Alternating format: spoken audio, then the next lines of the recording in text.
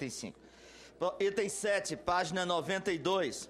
Dispõe sobre o conflito de interesses no exercício de cargo ou emprego do Poder Executivo Federal e impedimentos posteriores ao exercício do cargo ou emprego e revoga dispositivos da Lei 9.986, de 18 de julho de 2000 e das medidas provisórias 2.216/37, de 31 de agosto de 2001 e 2.225/45, de 4 de setembro de 2001.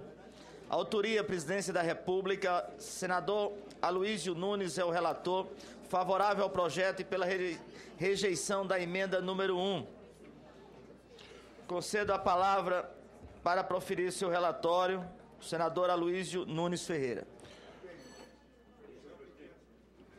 Senhor presidente, o projeto de lei que passo a relatar tramitou na Câmara dos Deputados, onde chegou em 2006. No seu artigo 2º, ele anuncia situações de conflito de interesse na administração pública federal e determina que sejam reguladas pelo que for disposto na lei. O artigo 2º determina os cargos e empregos públicos cujos ocupantes estão sujeitos à restrição da lei proposta. O artigo 3º define, para os fins da lei, os conceitos de conflito de interesse e de informação privilegiada. O artigo 4º determina que os ocupantes de cargos ou empregos públicos do governo federal devem agir de modo a prevenir ou impedir possível conflito de interesses e resguardar informação privilegiada. O artigo 5º arrola as hipóteses em que se configura o conflito de interesses no exercício do cargo ou emprego público, a saber, divulgar ou fazer uso de informações privilegiadas obtidas em razão das atividades exercidas. 2. Exercer atividade que implique a prestação de serviços ou a manutenção de relação de negócio com pessoa física ou jurídica que tenha interesse em decisão do agente público ou do colegiado de que ele seja integrante. Exercer atividade que, em razão de sua natureza, seja incompatível com as atribuições do cargo ou do emprego. Atuar como procurador, consultor, assessor ou intermediário de interesses privados nos órgãos ou entidades de administração direta ou indireta de qualquer dos poderes da República. Praticar ato em benefício de interesse de pessoa jurídica de que participe o agente público ou seus familiares. Receber presente de quem tenha interesse nas suas decisões. Prestar serviços à empresa, cuja atividade seja controlada, fiscalizada ou regulada pelo ente ao qual esteja o agente vinculado. O artigo 6º trata de situações que configuram conflito de interesse após o exercício do cargo ou emprego. Após o exercício do cargo ou emprego. Que são as seguintes situações. Por exemplo, um ex-governador, um ex-presidente da República, um ex-ministro, um ex-diretor de agência, não pode fazer o seguinte: no período de 6 meses depois de deixar do cargo, jamais divulgar ou fazer uso de informações privilegiadas obtidas em razão de atividades exercidas. E no período de 6 meses, que é uma espécie de quarentena, prestar qualquer tipo de serviço à pessoa física ou jurídica com quem tem estabelecido relacionamento relevante em razão do exercício do cargo ou emprego. Aceitar cargo de administrador ou conselheiro ou estabelecer vínculo profissional com pessoa física ou jurídica que desempenhe atividade relacionada à área de competência do cargo ou emprego ocupado. Celebrar com órgãos ou entidades do poder público, do Poder Executivo Federal, contratos de serviço, consultoria, assessoramento ou atividades similares vinculados ao órgão ou entidade em que tenha ocupado o cargo ou emprego. Intervir em favor de interesse privado perante órgão ou entidade em que haja ocupado cargo ou emprego ou com o qual tenha estabelecido relacionamento relevante em razão do exercício do cargo ou emprego. O artigo 7º, por sua vez, estabelece que durante o período de impedimento de que trata o inciso 2º do artigo 6º, de 6 meses de quarentena, não será devida qualquer remuneração compensatória ao ex-ocupante, exceto no caso em que, conforme o seu parágrafo 1º, houver autorização pela Comissão de Ética Pública, que, aliás, não está com seu quórum completo.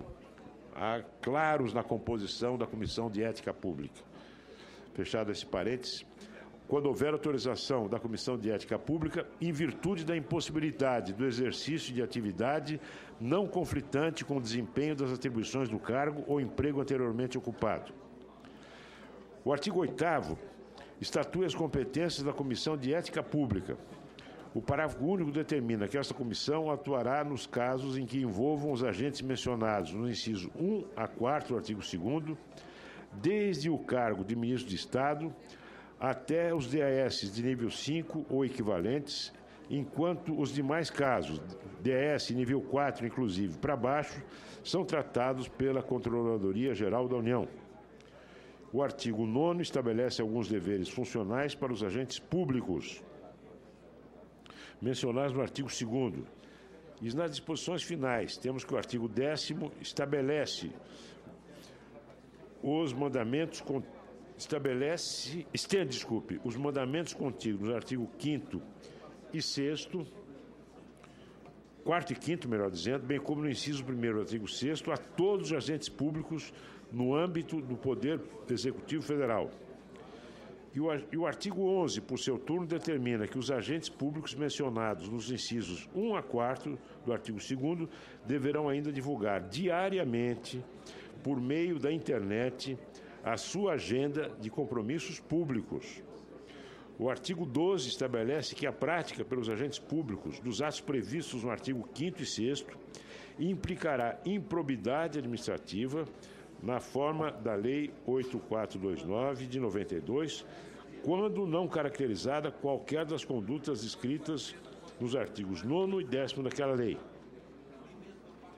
E o artigo 13 estabelece que o disposto na lei ora proposta não afasta a aplicabilidade da Lei 8.112 de dezembro de 90.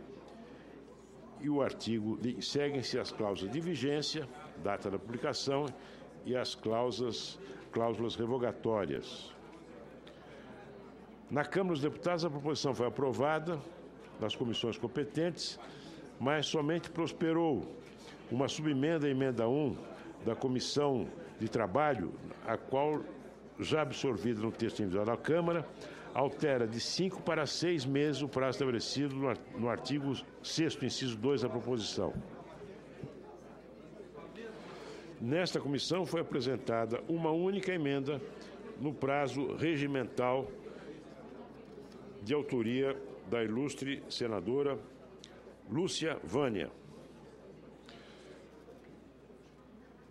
Passo a análise, senhores senadores, para ressaltar que o artigo 8º, parágrafo único, estabelece que a Comissão de Ética Pública envolverá nos casos de agentes públicos mencionados no inciso 1 a 4 do artigo 2º do PLC, isto é, a partir de ocupantes dos cargos do grupo DAS nível 5, inclusive e equivalentes. O dispositivo reserva à CGU as mesmas competências relativamente aos ocupantes dos cargos, do DAS 4º, inclusive e equivalentes, bem como cargos inferiores. Senhor presidente, eu creio que seria despiciando me estender sobre a análise de uma matéria cujo mérito me parece absolutamente indiscutível.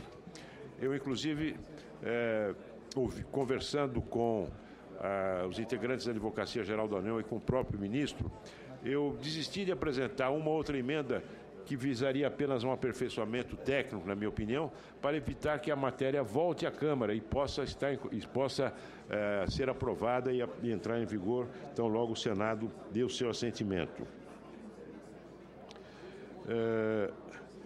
A emenda da eminente senadora Lúcia Vânia propõe a substituição da expressão no período de 6 meses pela expressão no período de 12 meses para dirigentes da empresa reguladora e de 6 meses nos demais casos, referentes ao prazo de quarentena. Entendemos, entretanto, que o grau de informação de um dirigente de empresa reguladora não é diferente daquele, por exemplo, de um ministro de Estado ou de um secretário executivo que atue no mesmo setor.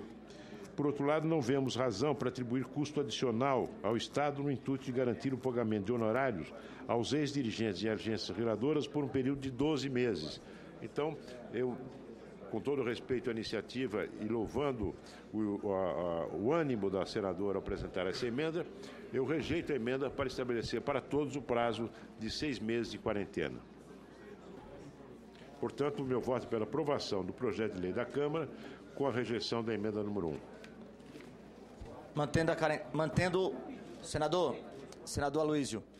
Senador Aloysio, no seu relatório, senador Aloysio, no seu relatório, o senhor rejeita a emenda mantendo a quarentena. Mantendo a quarentena, okay. Sim. A senadora propunha estender para os ex-ocupantes de agências reguladoras a quarentena até 12 meses. Eu entendi que seria melhor manter 6 meses para todos. Não é? Mantendo de 6 meses. Em discussão a matéria, senador Álvaro Dias, primeiro orador inscrito. Senador Pedro Táxi. Primeiramente, senhor presidente, após o senador Pedro. Cumprimentar o senador Aloysio pelo relatório de profundidade que apresenta e destacar que o propósito é salutar, o projeto é importante, mas as suas consequências me parecem, pelo menos circunstancialmente, não atendem às expectativas que gera a aprovação da lei. Pelo simples fato de que a fiscalização sobre o eventual registro de conflito de interesses, a relação de promiscuidade do público e do privado, ficará a cargo da Comissão de Ética da Presidência da República e da Controladoria Geral da República. Em muitas ocasiões, nós verificamos que colocar o cabrito cuidando da horta.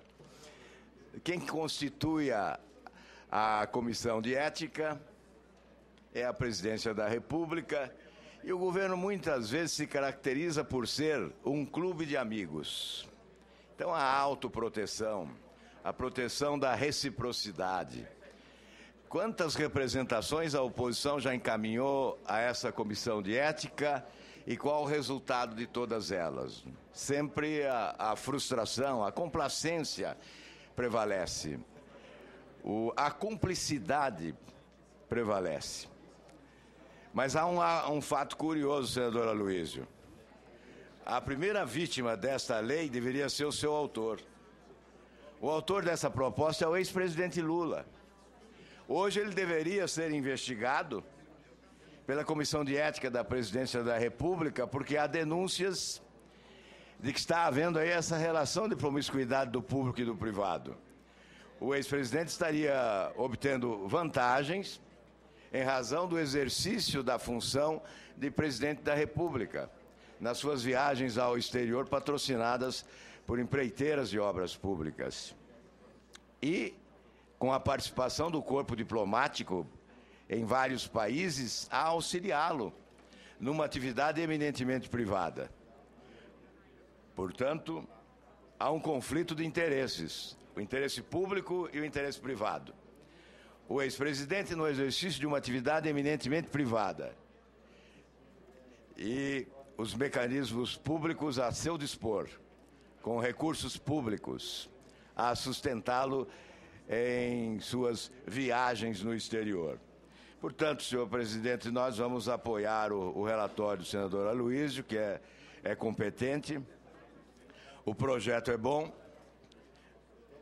O ex-presidente Lula, que é o autor desse projeto, pelo menos subscreveu o projeto como presidente da República, deveria seguir rigorosamente os seus parâmetros, evitando esta relação denunciada de promiscuidade do público e do privado. Evidentemente, nós estamos aguardando ainda um pronunciamento do presidente Lula em razão das denúncias veiculadas pela imprensa. Nós não podemos nos antecipar pré-julgando, Mas estamos aguardando esses esclarecimentos do ex-presidente sobre as suas viagens ao exterior em aviões de empresas empreiteiras de obras públicas, com o patrocínio delas e com a colaboração do corpo diplomático brasileiro. Era o que tinha a dizer, senhor presidente, apoiando e votando com o relator. Com a palavra o senador Pedro Taques para discutir a matéria. Bem, muito rápido, senhor presidente. Apenas para concordar com a matéria, nós precisamos de uma legislação que traga esta transparência e parabenizando o relator pelo trabalho feito.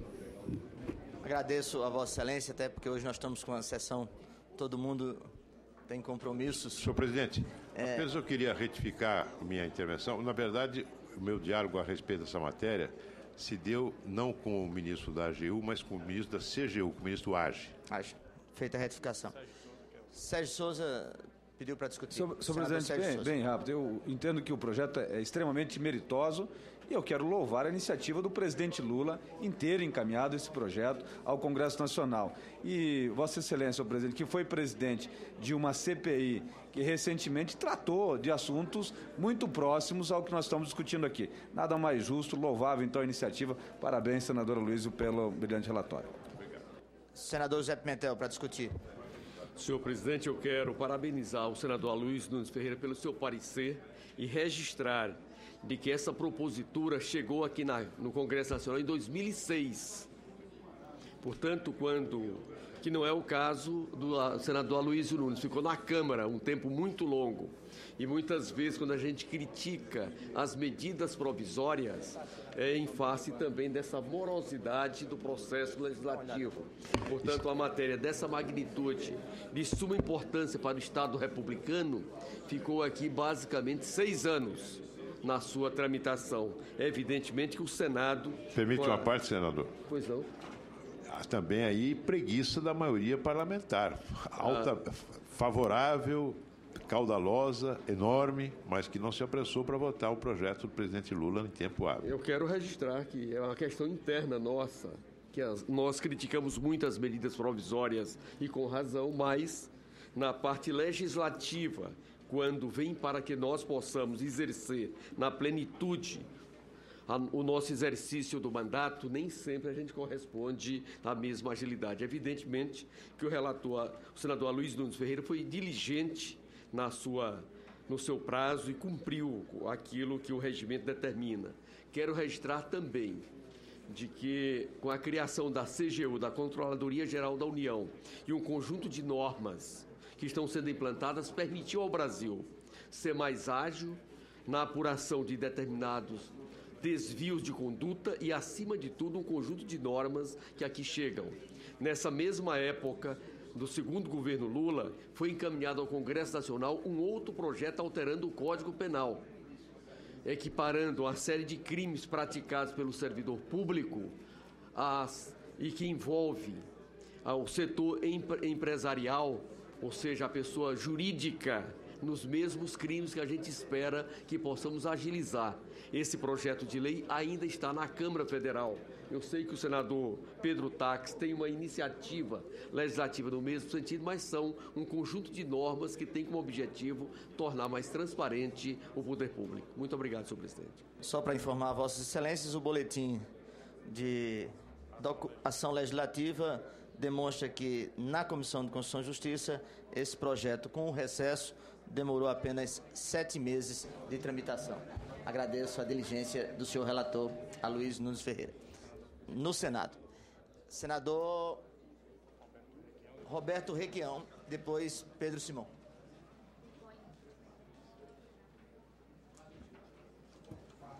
Ao escutar as discussões desse projeto, me vem à memória Paulo: de nada vale a fé sem a obra. É uma proclamação de fé que vem acompanhada, por exemplo, com a utilização das inside informations do Mendonça de Barros no governo do Fernando Henrique e a recente nomeação do Bernardo Figueiredo para a empresa brasileira de logística. Primeiro para a NTT, depois de ter sido preposto da LL na privatização das ferrovias no governo do Fernando Henrique.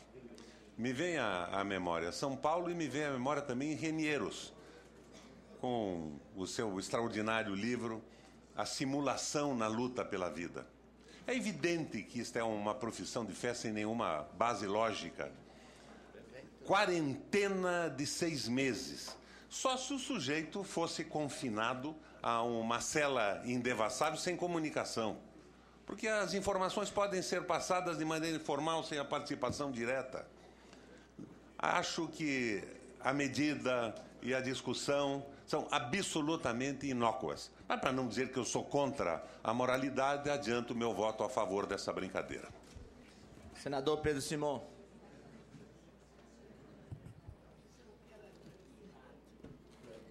A gente pode analisar que esse projeto chegou aqui em 2006. No Congresso. O Lula mandou para cá o projeto. O projeto não foi aprovado.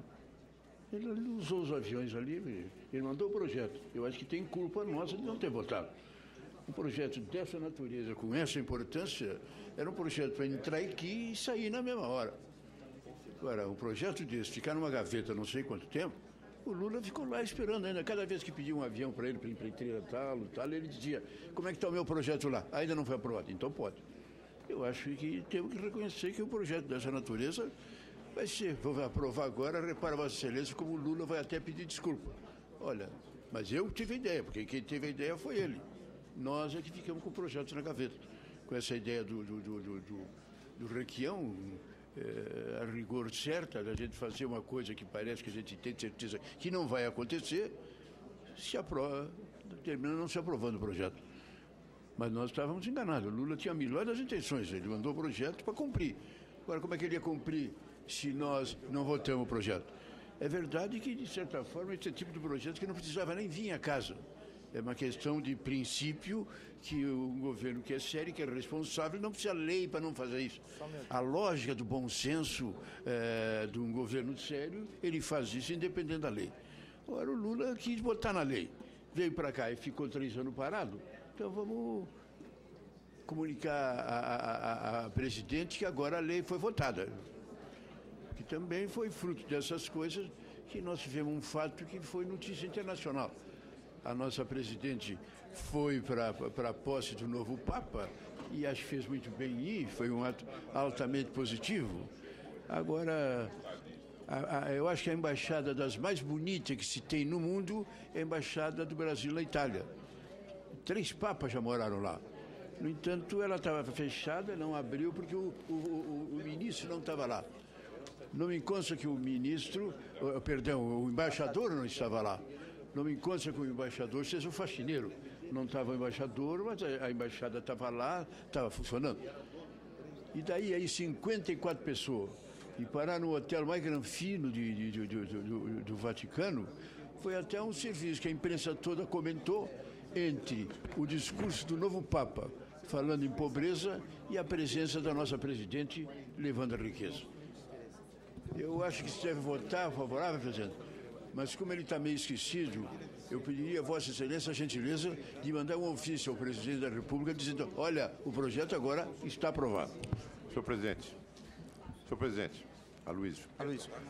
De volta ao relator. Como o senador Pedro Simão se referiu a prazos e a tempo, quero apenas registrar que eu recebi o projeto para relatar no mês de junho, julho foi mês de recesso, eu devolvi em outubro, de modo que eu relatei tendo nesse ínterim dialogado com os funcionários, com o ministro e com seus competentes assessores sobre o projeto e a ideia de não apresentar finalmente as emendas que gostaria. Essa presidência já registrou a diligência da relatoria na remessa do seu relatório e da presteza da pauta tão logo a comissão voltou a funcionar após o recesso. Nenhum orador inscrito. Em votação, o relatório do senador Aloysio Nunes Ferreira. Os senhores e as senhoras senadoras que aprovam queiram permanecer como se encontram. Aprovado o relatório, que passa a constituir parecer da comissão favorável ao projeto e contrário à emenda. A matéria vai a plenário.